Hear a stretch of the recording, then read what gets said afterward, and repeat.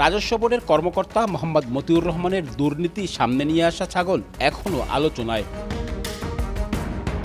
আসলে কি একটি ছাগলের দাম 15 লাখ টাকা হতে পারে? যে ছাগল নিয়ে এত তোলপাড়, অভিযোগ আছে সাদেক এগ্রো যশোর থেকে ছাগলটি 1 লাখ টাকায় ক্রয় করে 15 লাখ টাকায় বিক্রি করে।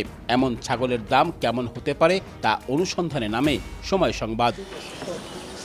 গায়ের বর্ণ আর দেখতে প্রায় একই রকম, একই জাতের ছাগলের দেখা মিলেছে যশোরের খামারে।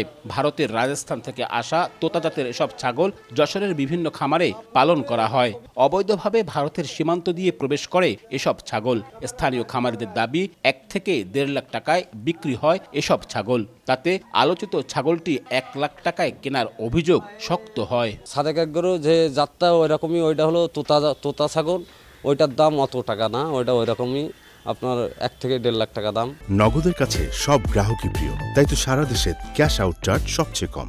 15 লাখ টাকা একটা ছাগলের দাম, এটা অবাস্তব। এদিকে সাদেক এগ্রোর সঙ্গে দীর্ঘদিনের ব্যবসায়িক সম্পর্ক খুলনা এগ্রোর মালিক আরিফ খানের। বিভিন্ন সময়ে সাদেক এগ্রোকে ছাগল সরবরাহ করেছেন তিনি। ভারত থেকে অবৈধভাবে আসা ছাগল বিভিন্নভাবে সংগ্রহ করেন তিনি। সর্বোচ্চ 1,20,000 টাকায় ছাগল বিক্রি করেছেন তিনি। বর্ডারের আশপাশে খাটাল ছিল, তখন ইন্ডিয়ান ছাগলগুলো আসতো, আমরা ওইখান থেকে বেশি সংগ্রহ করেছি।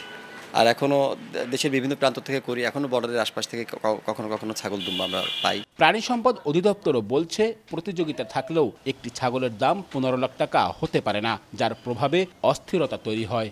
কোনো ছাগলের মাংস যতই ভিন্ন জাত হোক না কেন, তার মধ্যে এমন কোনো নিউট্রিশন আলাদা কিছু নাই যেটা কেজি 5,000 টাকা হবে, যেটা কেজি 10,000 টাকা হবে। মূল্যের যখন ঊর্ধ্বগতি হয় সেটা অবশ্যই সাধারণ ক্রেতার উপরে প্রভাব ফেলে। বৃহস্পতিবার সাদেক এগ্রোতে অভিযানের পর আলোচিত ছাগলটি সেখান থেকে সরিয়ে অজ্ঞাত স্থানে নিয়ে যাওয়া হয় বলে জানা গেছে। আব্দুল্লাহ আল মামুন রুবেল, সময় সংবাদ, খুলনা।